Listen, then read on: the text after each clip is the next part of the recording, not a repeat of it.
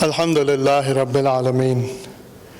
Wassalatu wassalamu ala Sayyid al-Anbiya wal Mursaleen.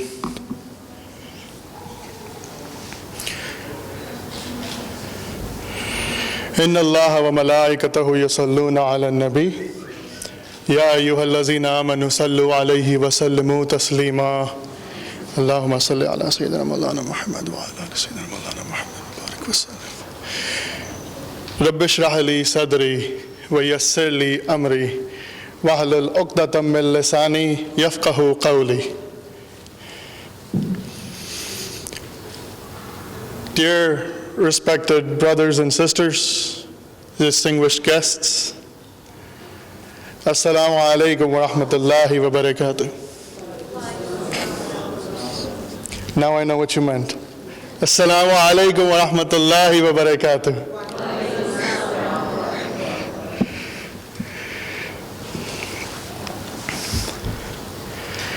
I am extremely grateful to be here today. It is an absolute privilege to be here. And I am honored to have this opportunity to discuss this topic of adab with you. But before I begin, I would like to emphasize on the fact that this is not a lecture. This is not a lecture. I am not prepared to deliver a lecture as if I were some authority or I had some special credentials to talk about it. No, this is not a lecture. Consider this more of a reminder, a sorts of reminder of sorts for yourself and for myself, first and foremost for me, and inshallah for all of us. Much has been said about the topic of adab. We've heard from Sister Sadia, from Sister Shagufta, from Sister Sarah, and much more can be said about the topic of adab. It is a very comprehensive, very deep topic. Some would argue that it is actually the ruh of our iman. So it is not possible for them or for myself to sum up an ocean in a few words of drops. But let me, since she posed a question, let me pose a question. When we think about the word adab,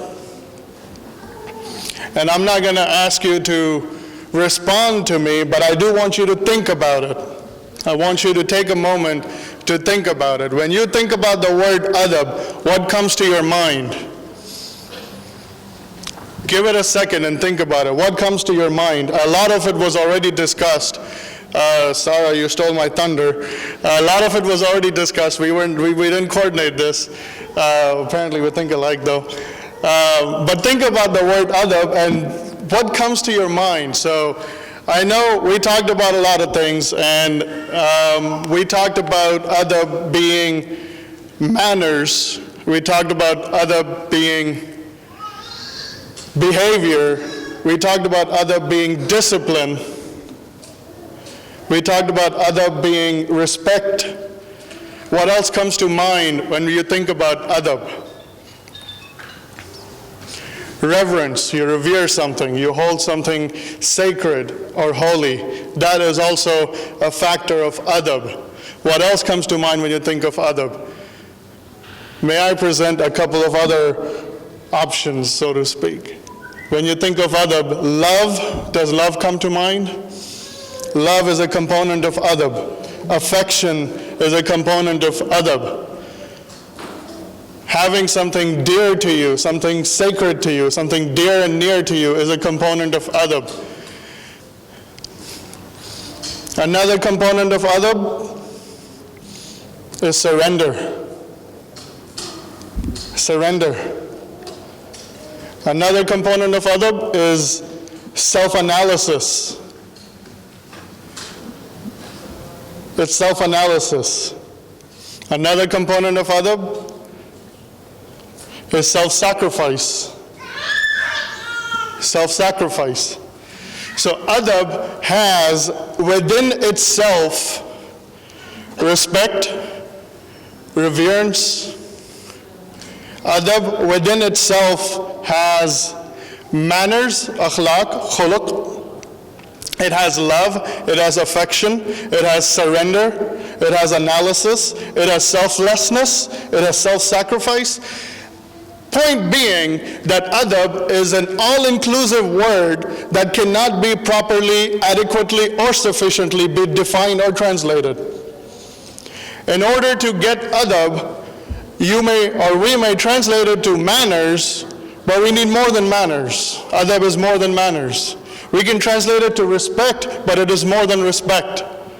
We can translate it to any of these words that we just talked about, but it is more than just that. So that's like saying when we wake up in the morning, and I don't know what y'all have here, but over there where I'm from, we have our morning coffee. So in the coffee, what goes in the coffee? You have coffee, sure, but what goes in the coffee? You have coffee beans, you have milk, you have water, you have heat in that water, you have sugar, whatever, cream, whatever else you have. You have different components, you have different ingredients, which when combined, make something more beautiful. You can take this example and substitute it with anything. Chai, people drink chai, same thing.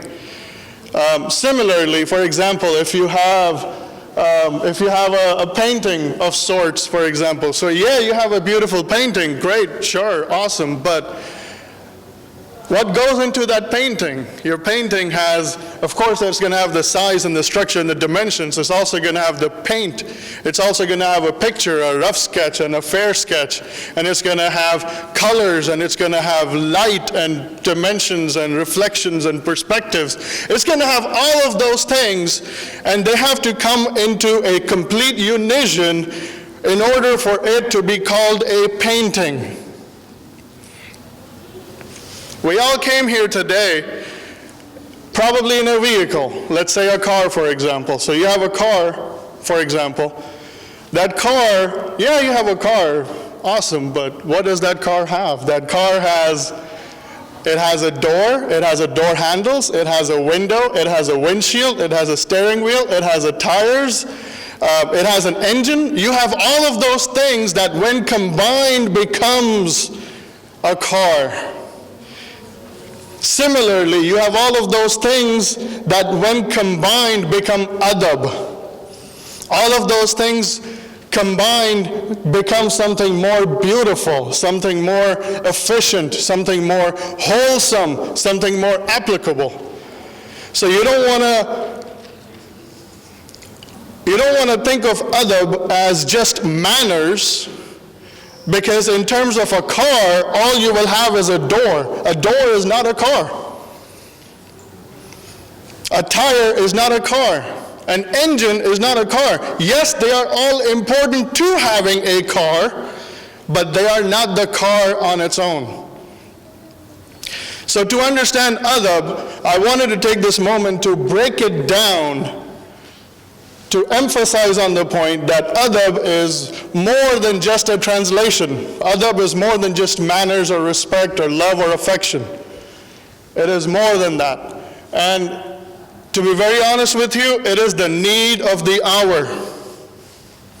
It is the need of the hour both in the West and in the East. We need adab in our lifestyles. We need adab in our lives. We have a component here and there, but as we just discussed, that's just a component. That's not adab.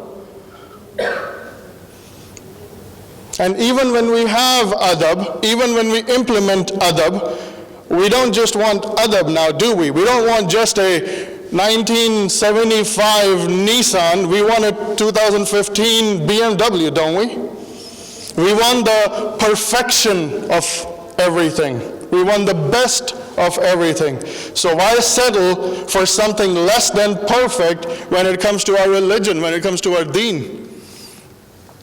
And that is what Sister Shagufta was alluding to in terms of ihsan. Ihsan is the perfection, it is the excellence, it is the epitome of everything, of every single thing that we do in our lives.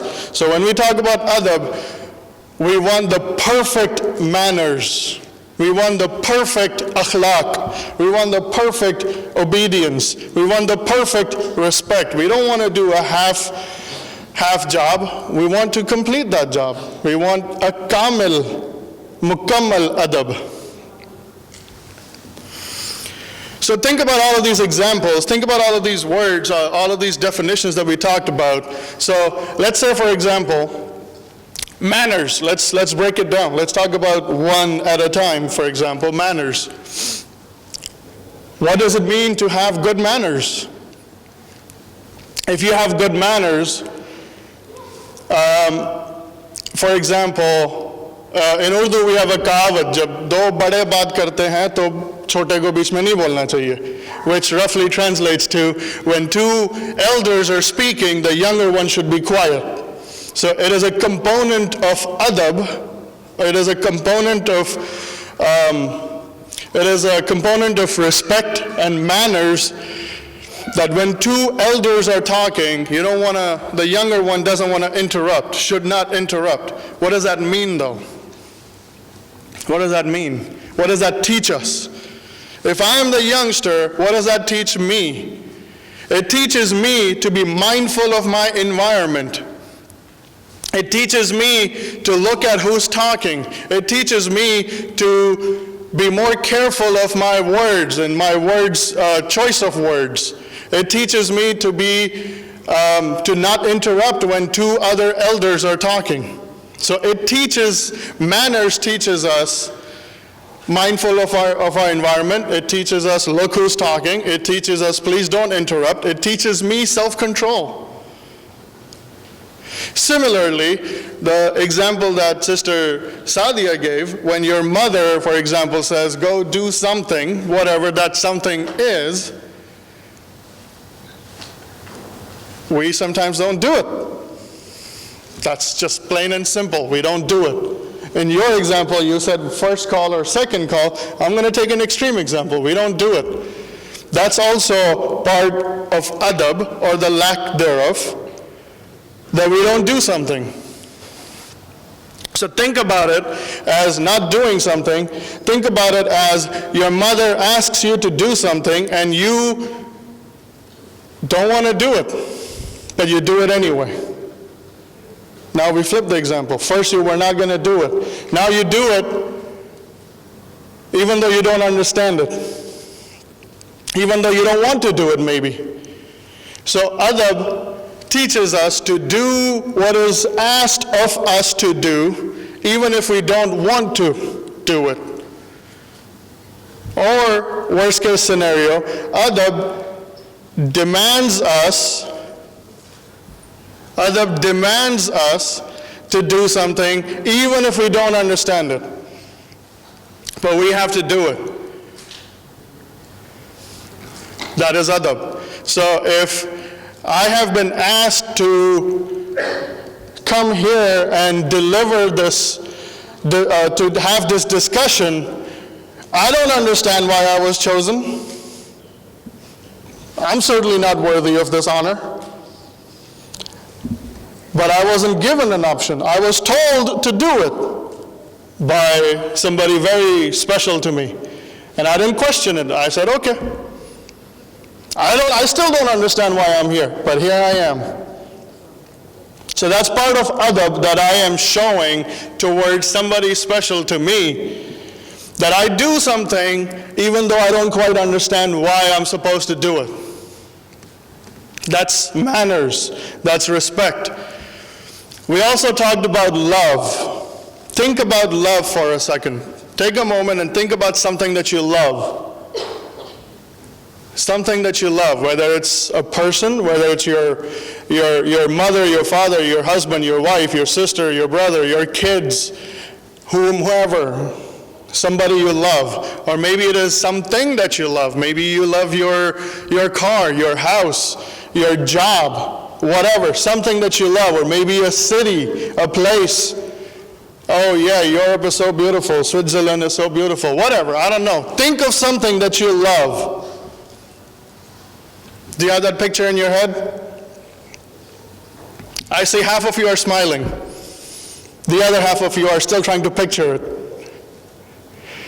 See, that's what love does. When you love something, and when you think about that something, it brings happiness to you. It makes you happy. It makes you glad. It brings you joy. And that's another component of love, that when you have adab, you love that person. And now that the people who are smiling, I see more people smiling now. Now that you guys are smiling, you're thinking about it, what do you want to do? What's the next natural reaction to it? You want to talk about it. You want to tell me about it. I can see it. You want to tell me why you love so-and-so person, or so-and-so thing, or so-and-so car, or so-and-so place. You want to talk about it. It doesn't matter whether you talk to me about it, or you talk to yourself, or you talk to whomever. The point being, you want to talk about it. So that's another component of adab. When you have adab for someone or something, and when you love that someone and something, you want to be in its company because it makes you happy. And when you are away from that person or something, you want to think about it and you want to talk about it. That's another component of adab and love. That you want to think about it and you want to talk about it. You want to share the love, literally. That's where the phrase comes from, share the love. You want to spread the joy.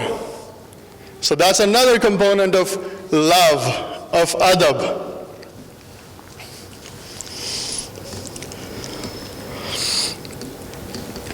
Now, coming back to the example of the mother asking me to do something, or my sheikh asking me to do something, or whomever asking whomever to do something.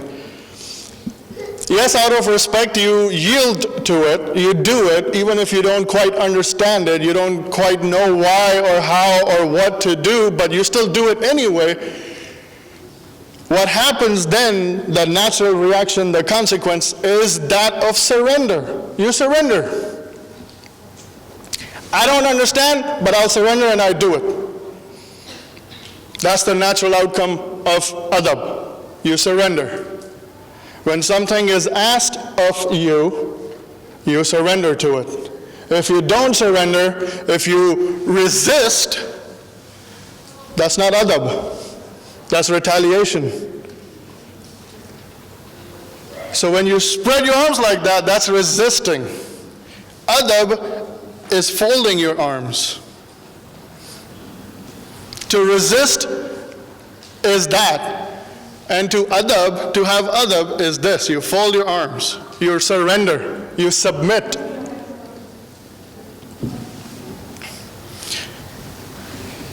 So when you submit, you fold your arms and you lower your gaze and you bow your head. When you retaliate, you push out your arms, maybe you stare out at your other person. But when you don't retaliate, when you surrender or submit, you fold your arms, you lower your gaze, and you bow your head, just like you do in your salah when you pray. Your salah is your adab, and your adab is your salah. So when you fold your arms, lower your gaze, and bow your head, whether you know it or not, Allah subhanahu wa ta'ala, in His divine wisdom, is already conditioning our behavior. He is already making us obedient to Him, whether we know it or not. And that is how adab works. It works very subtly. It doesn't work in an extravagant fashion. You have to be very wise and very subtle about things, just like the example that Sister Sarah gave. When the old lady was leaving the town, our Holy Prophet ﷺ, he helped her all the way to the destination. He didn't stand over there and he didn't reply back and he didn't try to justify himself, although if he would have done that, it would have been his right. But he didn't do that. He exercised wisdom and he let the course of nature take its course, let it flow. And slowly but naturally, gradually, slowly but surely, the woman came back. He worked in a subtle manner. That's what adab is. Adab is not extravagance. Adab is modesty. Adab is simplicity. Adab is folding your arms and lowering your gaze and bowing your head. That's what adab is. And your salah is a physical manifestation of that adab. It is a behavioral modification. It is a conditioning in which we physically bow ourselves to our Lord. We show obedience. So the topic of tonight's discussion was, it's not here, but I know what it is.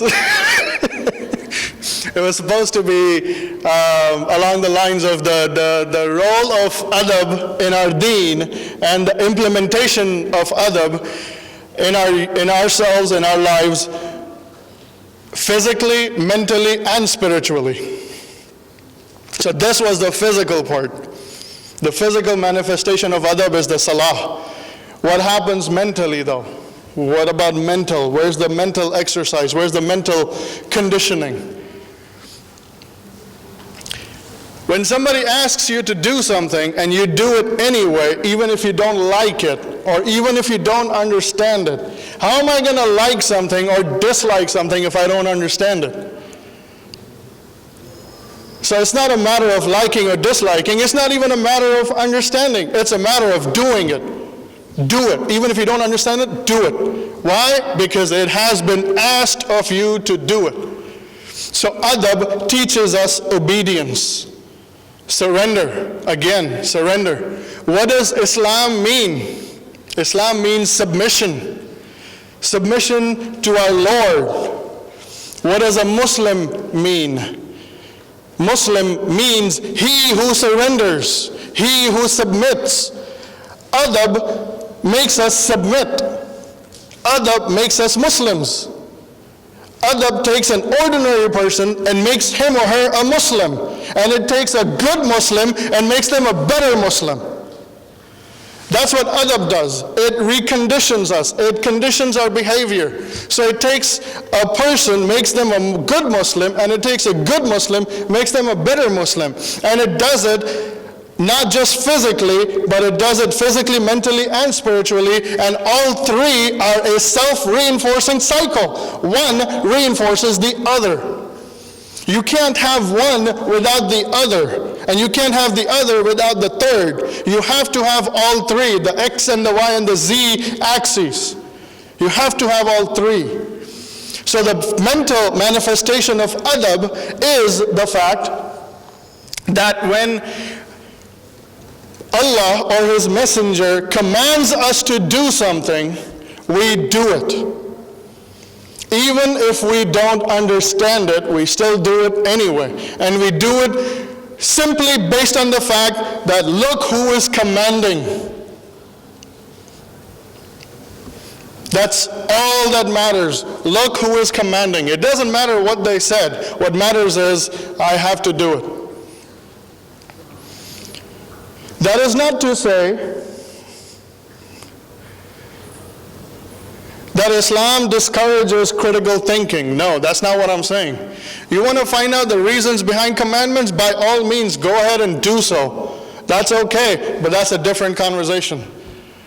That's not the topic at hand. So if you're curious as to why am I forbidden drinking,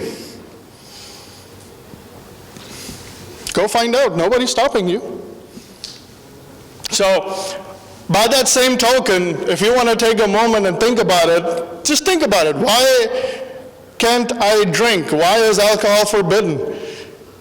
Why? Just think about it. And I'm sure the reasons that we're going to come up with is, oh, it's immoral, it's bad for health, it deludes a person's consciousness and they can't make good judgments, it clouds the judgments.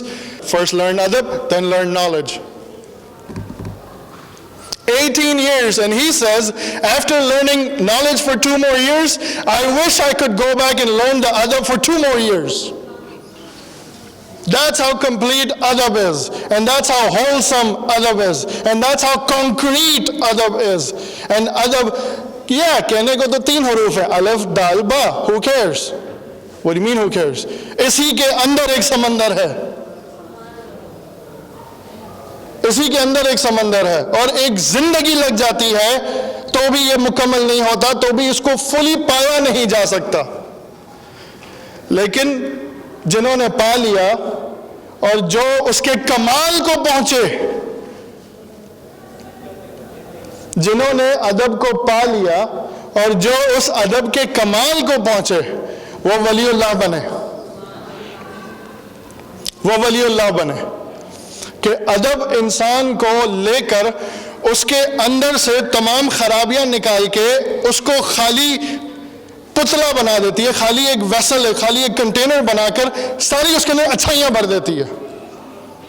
Imagine आपके सामने ये पानी की बोतल पड़ी है, and if I ask you कि ये पानी की बोतल के अंदर मुझे आप आई डोंट नो मिल्क, मुझे आप दूध भर के दे या कोक भर के दे, what are you gonna do?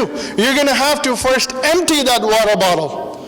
पहले वो बॉटल खाली करनी पड़ेगी, पानी गिराना पड़ेगा, तब जाके उसके अंदर नया डाला जा सकता है। That's what adab does. It purifies us from within. It purifies us. तज़कियतुन नफ्स, तो अंदर से सारी खामियां निकलती हैं और खामियों को रिप्लेस करती हैं सारी अच्छाइयां। और होता है everything that we discussed at the beginning, love, respect, affection, manners, good manners, akhlaq. What is akhlaq? Think about it. Akhlaq क्या है? Akhlaq is your interaction with your society. That is what akhlaq is.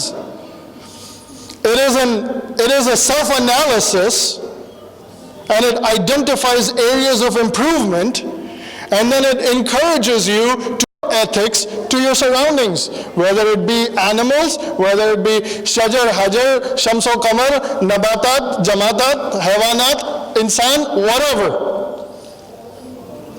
That's what akhlaq means. और जिसने अपने अखलाक को perfect किया, जो जितना बेहतर होता गया उतना अल्लाह के करीब होता गया, जो जितना बेहतर होता गया उतना अल्लाह के करीब होता गया। जिसके अखलाक और जिसके अदब जितने बेहतर होते गए उतने अल्लाह के करीब होते गए। We're going to take a quick break for the Maghrib prayers inshallah, and then we shall resume. 10 minutes?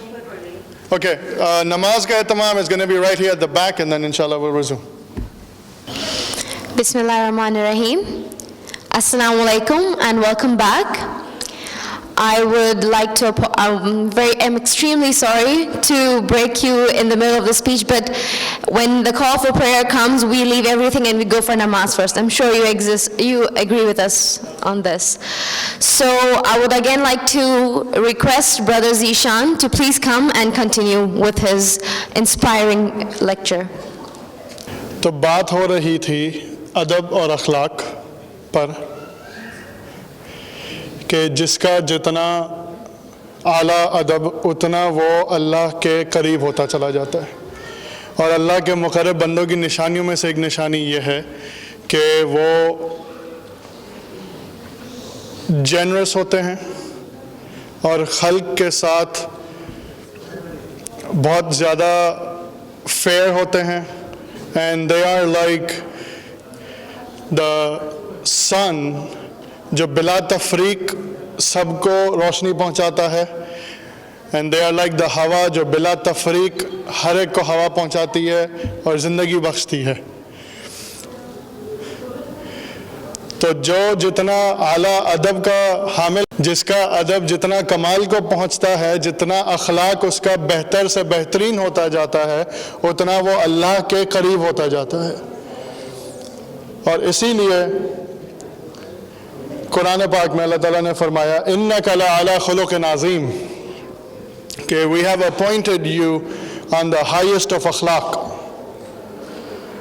So who has better akhlaq than him, and who is closer to Allah than him? So there is a direct correlation between akhlaq, khuluq, adab, and the qurb of Allah.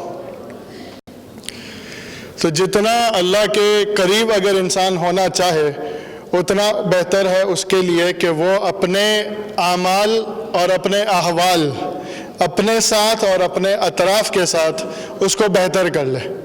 जो जितनी कमाल को पहुंचा वो उतने मर्तबों को पहुंचा।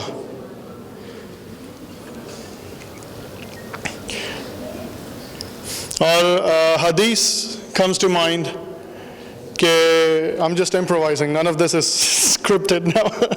A hadith comes to mind where Aap Sallallahu Alaihi Wasallam said, I guarantee a place in the Jannah usko jo abandons an argument even though they are correct. अल्लाह के रसूल ने बिशारत दी उस शख्स को जो बावजूद इसके कि वो दुरुस्त हो झगड़ा करने के बजाय सुलह कर ले और अपनी हार मान ले। अल्लाह के नबी ने उस शख्स के लिए जन्नत की बिशारत दी है। So this comes back to what we were talking about, doing something that you don't want to do or having an argument about something, and instead of arguing and instead of trying to prove your point, what's better? You prove your point and you're a strong person, or you supposedly have an upper hand for a minute or two or a day or two. Is that better, or is it better to have a house in Jannah with a certified guarantee by the Rasulullah sallallahu alaihi wasallam?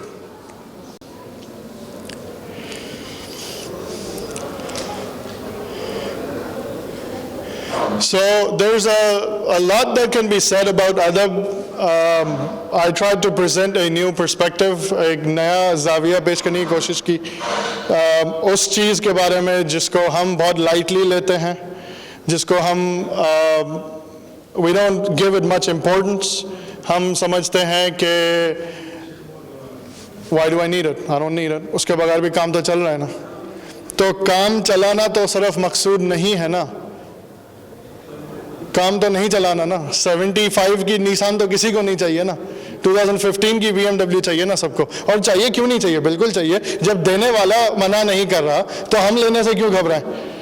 लेकिन हम लेने वाले बने भी तो सही ना, इस काबिल भी तो बने, तब लेने देने का मजा आए। तो मसला उसकी ज़ात से या उसकी तरफ से नहीं है, वो तो देने पर राजी है, मसला हमारे साथ है, हम ही नहीं लेते। So anytime you feel कि अल्लाह ताला मुझसे दूर हो गया है, या हमारा जो कनेक्शन था अब उतना स्ट्रॉन्ग नहीं बचा, या उसके अंदर कुछ कमी आ गई है, कुछ खामी हो गई है, तो just remember one thing, just remember that अल्लाह ताला तो वहीं है.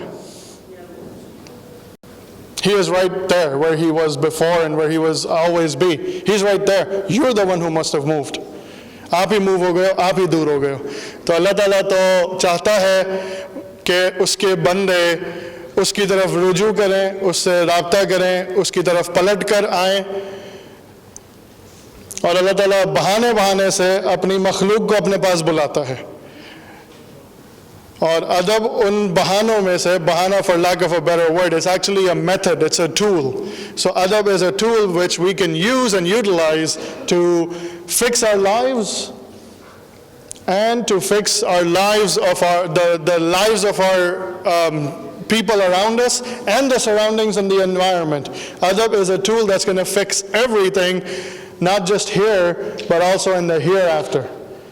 So let me conclude by this share and a dua. The dua is that may Allah Ta'ala give us adab, give us the tawfiq of implementing adab, of understanding adab, and of being a role model for others so that we may inspire others to cultivate adab. Mera deen ambare warsi,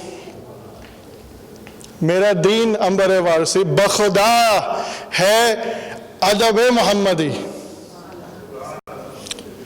And this goes back to the share that you read, Balaghal Ula bi Kamalihi. So, मेरा दीन अंबर वारसी बखुदा है अदब मोहम्मदी. मेरा जिक्र और फिक्र बस यही सल्लु अलैहि व आलिहि, सल्लु अलैहि व आलिहि, वमा अलैना इल्लल बलाग.